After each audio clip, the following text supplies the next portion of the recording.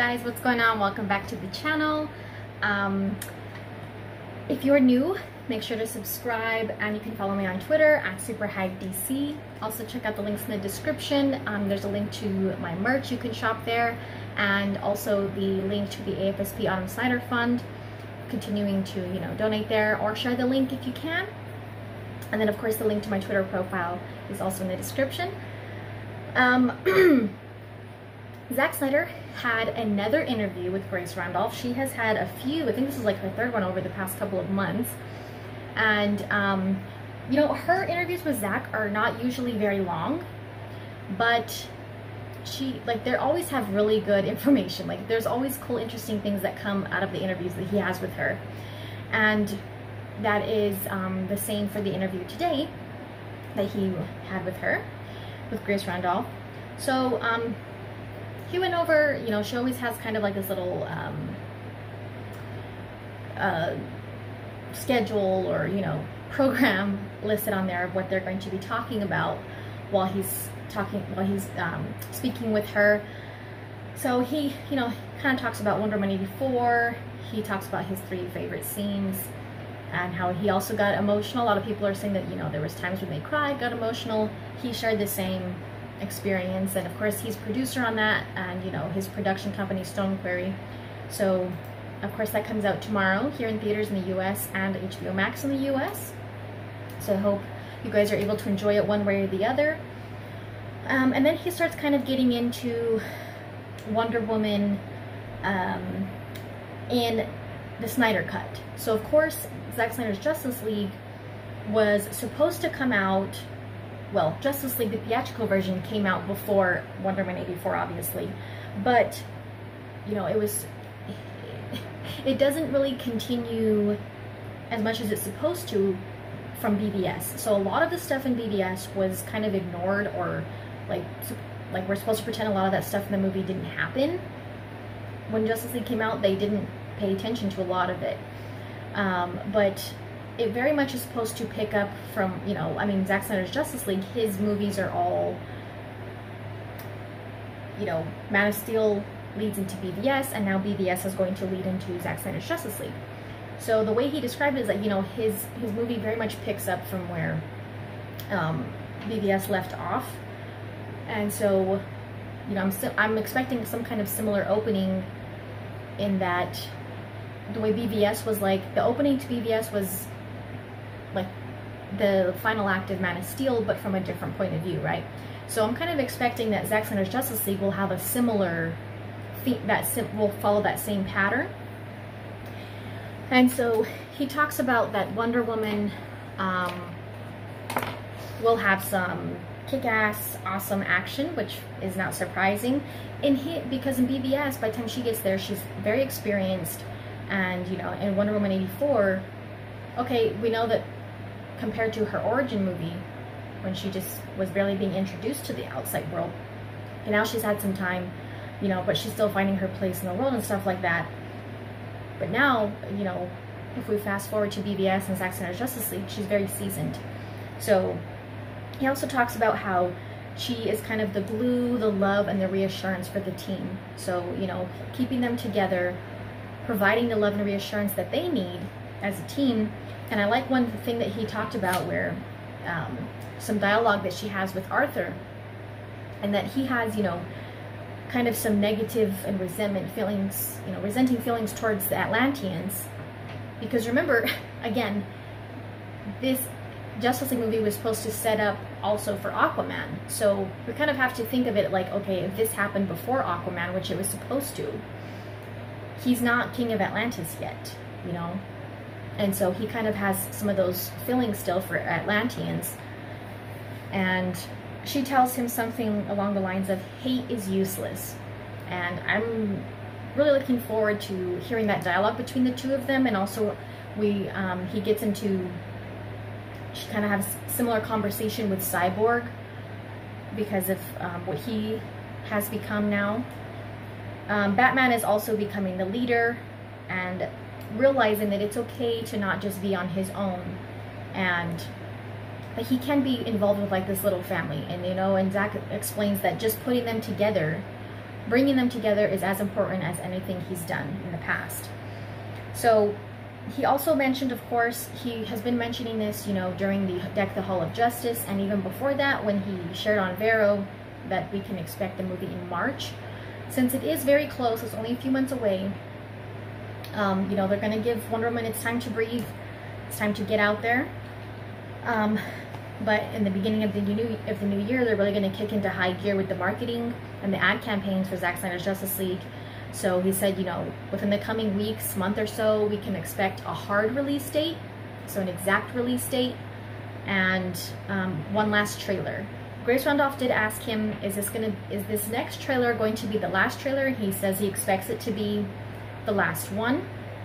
March is only a few months away, so say we don't get the trailer until, you know, late January, just speculating, you know, then it's only, you know, a month and a half, 2 months away from there, sometime in March. So there's not really a need for like a third whole trailer. You know, we have the teaser, and then now we're going to get, you know, next a full-length trailer. And he said he expects that there will probably be, you know, some little TV spots or something, but only one more longer trailer, which I think is enough since we're all hyped up anyway. And then one of the, I think probably the most interesting parts of Grace Randolph's interview with Zack is that he shares his computer screen.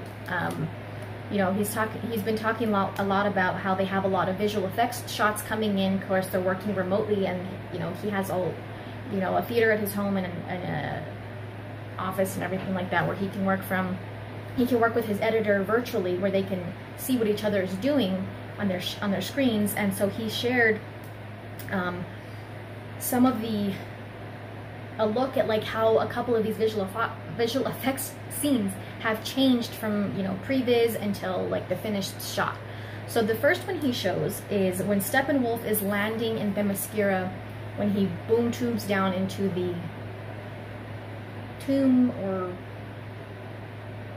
whatever that they have the mother box protected in. When he boom tubes into there, that's the first shot that Zack shows. He kind of shows the previs look at that, which is, you know, basically, of course, like the animated version of the scene, of the shot.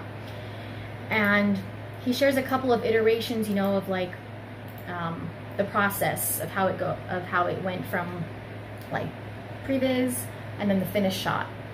And of course, like, since they changed the way Steppenwolf looks in the theatrical version, in between the previs and now what we will get in Zack Snyder's Justice League, we see him in that look, the way we got him in theaters. But now that we're getting Zack Snyder's, of course, they restored Steppenwolf to his original design, which was also in the previs.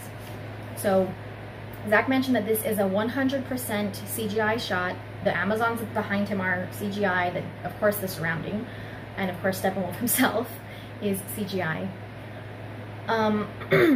So they have been doing a lot of sound mixing as well, you know, the score, sound mixing, and working on visual effects shots. He said that there's somewhere around like 2,800 visual effects shots in the movie, and so they were working a lot on those to get them finished up. And then the second scene that he showed was even more interesting to me, because I was wondering what part of this scene was reshot, whether it was dialogue or something else. And the reason I say that it was reshot was because Ray Fisher had mentioned that all of his scenes in the theatrical version, except the rooftop scene, were reshot, and that something about them was changed, except for that rooftop scene.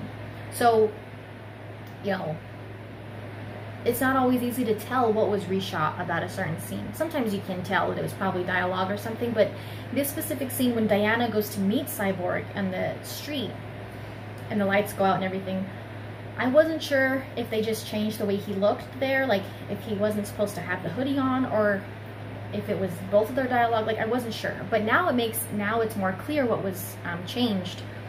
And I don't know if there's more to this scene or not that was cut out or changed in the theatrical version, but Cyborg's entrance was changed in the theatrical version, and we know that now because Zack shares that the early iterations of this scene and what he left with the studio before he exited the movie was Cyborg flies in and lands in front of Diana, and he has the mother box with him because he's trying to hide it and protect it from parademons. And in the theatrical version, he just kind of walks out from the alley and he has the hoodie and sweatsuit on. And so Zack shows some progression of that scene, and he mentions that, you know, from this month, 12/14, I think, of 2020, this year, because he's mentioning the dates in the video of the different iterations that he's showing of, and he said there's like thousands of, you know, iterations of these scenes because of all the different changes they make until they get it the way they want it. But he just shares, you know, a few over time, how it looks. First we see Cyborg, Ray Fisher in his CGI suit, and then he kind of walks out and like does his little landing. Then he kind of shows the progress of how they improve and change the way he looks flying in, and they even kind of change like the way it looks, you know, the lighting or the way the clouds looked in the back, until they get it where they want it. And so, you know, then they have their final version of that shot. And then, you know, again, in between where Zack has started this and then left, we see that the theatrical version that we got in 2017 is when he just walks out from the alley and he's in the sweatsuit, and Zack is like, yeah, I don't know what that is. I don't know. When he left the studio, when he left the movie and he left this scene with the studio, he was in the black and white rendering, and I mean, a lot of the CGI was like in a pretty decent, you know, spot from what he shows here. And then they went and changed it to where he doesn't have the mother box, he doesn't fly in, he's covered up. And Zack mentioned before he got on with Grace Randolph to do this interview, when he was receiving these scenes to show, and you know, he's talking with the editor while he's showing this, so she can share her screen. He's like, I was asking her, like, what is that? And she's like, well, that's the scene, that's the version that they showed in the movie. And he's like, I don't understand, I don't know why. You know, like, it's just continuing to show that everything they changed was completely pointless, for no reason, waste of time, waste of money. They had all these CGI shots that were like pretty much not completely finished, of course, but like they still had to be touched up or whatever. But it was pretty far along in this scene, and also makes me think of the scene where one of the old trailers where we see Cyborg standing in the window, and then in the theatrical version he's in that sweatsuit.